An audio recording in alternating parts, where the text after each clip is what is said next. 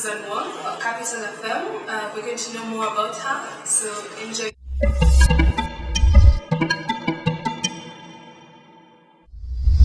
What do you do? I eat for a living.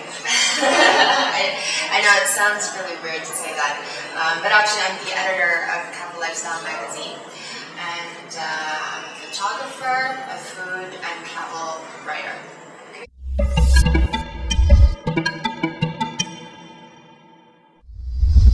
And where did you study?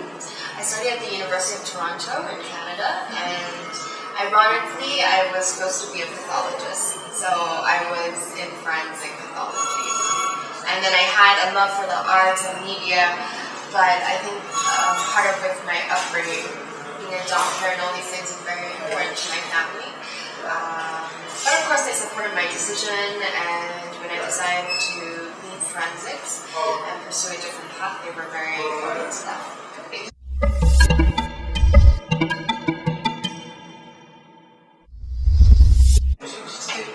What was your first job after doing forensics?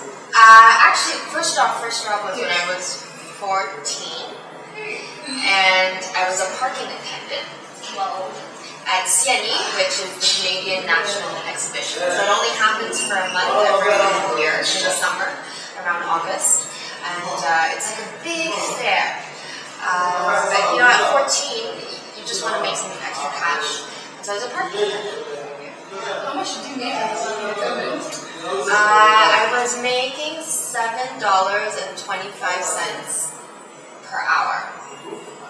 So for a part-time job and a summer job for that, for a 14-year-old, that was pretty good money, because for a month we would get like $50,000, well, a couple nights.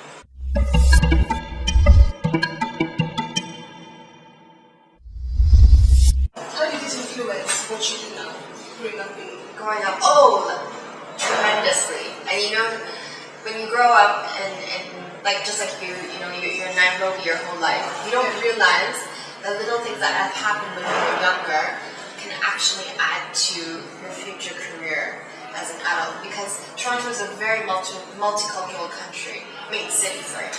multicultural city. No, don't let Canadians know I said that. Because they will be very angry at me, because Torontonians always feel like Toronto is Canada, but it's not true. It's just a city. Be sure to do that. So very multicultural. So for example, I remember my neighbor in front of my parents' house was Sicilian Italian. So them and also their grandparents would grow the freshest of tomatoes, and they would make homemade Italian sauces every weekend. And what I would do is I would just mow their lawn for fun, and they would give me their homemade sauce, which I would, my family would eat for the rest of the week. Vice versa, I had a Korean neighbor, so I loved kimchi. I learned how to make kimchi when I was young. One of my really good friends I've known since I was like a toddler is Japanese, and she had, her and her family had a catering company of sorts, and so we definitely indulged in sushi and all these things just like for afternoon tea. And my mom used to go over to their house a lot, just to help her make things for the catering company, but also to learn, And then every month there's like a food festival somewhere. There's something called Taste of the Danforth, and Danforth is a street, an avenue, one of the longer avenues in Toronto. And there, every summer, they close down the whole street for a few days, completely, like no traffic. Like imagine Uhuru Highway, Waiyaki, and Chimbomo, like closed. It's like a good 8 kilometers closed, and it's only food vendors, restaurants, food vendors. They eat. That's amazing. So I love that. And of course, a lot of my friends were Greek, Indian. Like, it was just so multicultural and good food. Also because Canada is a society where we embrace immigrants a lot, and a lot of immigrants, the first thing that they come to think of as a career path in Canada is, hey, maybe we'll start a restaurant or something like that. So, but then the thing is, the people that live there know their food. So you cannot start a restaurant half-assed and think that you'll make money. You won't survive past the 2-month mark. It has to be really, really good. It has to be proper. You cannot attempt to just call yourself authentic so-and-so, but you're not authentic at all. Yeah.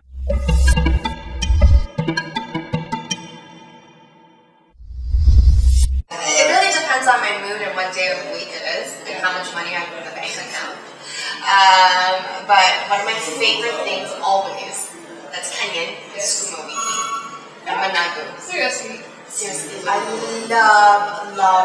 love skooma. Like, you can ask my colleagues, I can have a plate of skooma, and I'll just eat that with rice. And managu, my newfound favorite, I like the juiciness of it, and yeah, very, very delicious. And there's something, I forget what it's called, where they use sweet potatoes. Like, you know mokimo? I also like mokimo. But from Western, they make something that's more sweet. It's, maybe your viewers can help us with that. I forgot the name. Oh wait, umashenya? No, umashenya is the thing that they put. But it's another side dish. Okay. So they use sweet potatoes, and they mash it together with some beans. It's really nice. It's like mokimo, but a sweeter version. Oh, and ugali, but made with fresh coconut milk from the coast. From the coast. That's phenomenal. Velvety, you know, the texture of the ugali isn't as, dry, and the light sweetness again, it complements many, many dishes.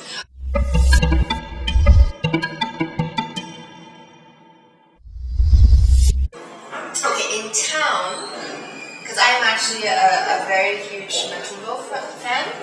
Yeah, so hashtag matumbo. My colleagues and I, we have this little hashtag thing. And so there's this place for only 150 shillings for a full plate. You have dry fried matumbo with dania, carrots, like they did it properly, onions and garlic. It's like gourmet matumbo. Seriously. And then it comes with your side, whatever you want, charcoal, rice, ugali, whatever. And then your side of vegetables. But again, it was only for 150 shillings. And it's just down that way, Moy Avenue. So everything. Yeah, it's 150. And the chef will even put a nice bit of green parsley just to make the plate look very pretty. Yeah, and it's called God's Gift, but 2 dishes. On the first floor, across from Odeon.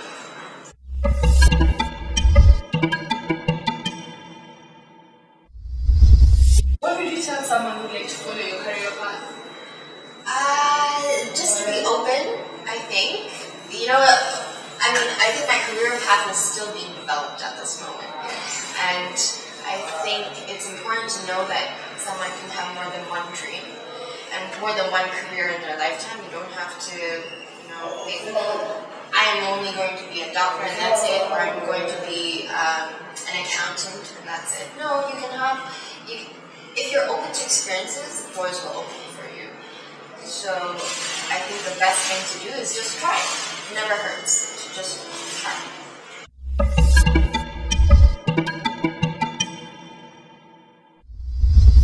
Travel a lot. So which other countries have you been to in Africa or in the world, other than Ethiopia and Kenya? Sudan, Mauritius, Seychelles, Zambia, South Africa. There's so much more. I mean, Asia, yes, I've also traveled, but for me, the focus right now is the continent of Africa.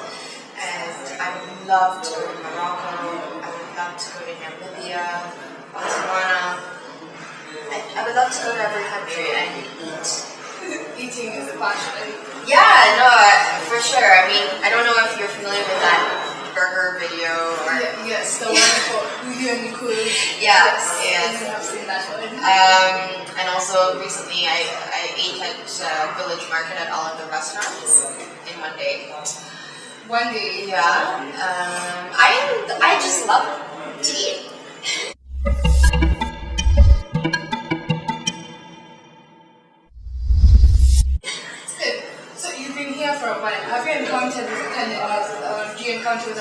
in your career path or in what you do? Right. In the beginning, not so much, but now, because I think our lifestyle magazine is becoming a little bit more popular with the youth, so they engage me in conversation a little bit more, whether it's through social media or even paying visits to the office, asking me the same question. I want to write about food. What can I do? And honestly, I just fell into the job. Really. I was meant to be doing other things at Capital, but the thing is, when it's something that you're passionate about, you can see it, and people will gravitate to that. So when I wrote about food and I started taking photographs of food, it just kind of snowballed from there, grew, and now it's still going. So.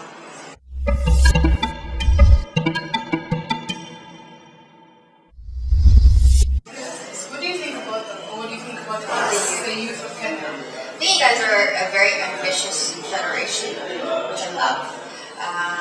And you know, it's in Kenya, in Africa in general, this is like that new frontier, right? That people are saying.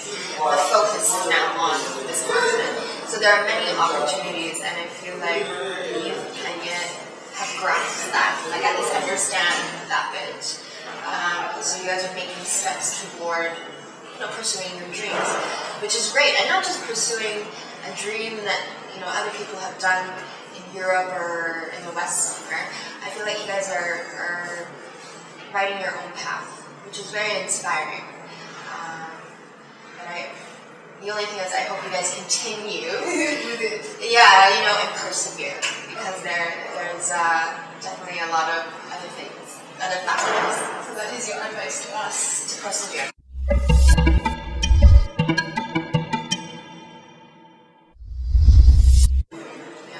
Are you planning on staying here for good, or are you still going to be traveling around the world? Traveling is a passion. I'm quite a nomad, but right now I'm happy in Nairobi, so probably will stay for some time.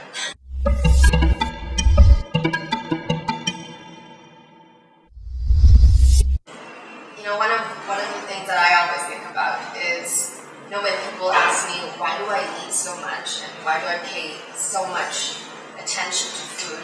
But it's a small thing in life that makes me happy. And I think with all of you out there that are watching this clip, I hope that you will pay attention to the smaller things in life, whether it's food, whether it's fashion, whether it's the news, like hard news, whatever you want to do, or even if you want to be a lorry driver, I don't care. The idea is pay attention to the smaller things in life that make you happy.